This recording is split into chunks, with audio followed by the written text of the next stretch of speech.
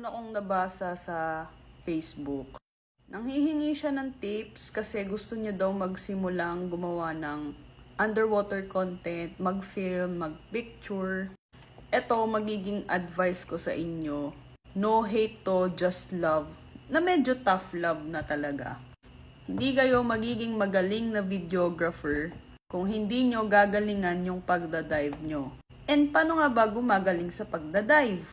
Ang sagot ko dyan is ito, magpa-certify ka. Kasi yung training sa certification, dun ka mabubugbog sa diving.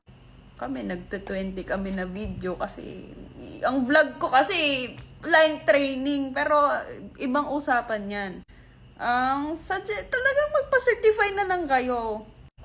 Tsaka ito din, safety concern, para pag may nangyari, kaya nyo sagipin yung sarili nyo at kliyente nyo. Pero yun talaga yung pinakamabilis na paraan para maging magaling ka na diver, para magaling ka na videographer or photographer for underwater.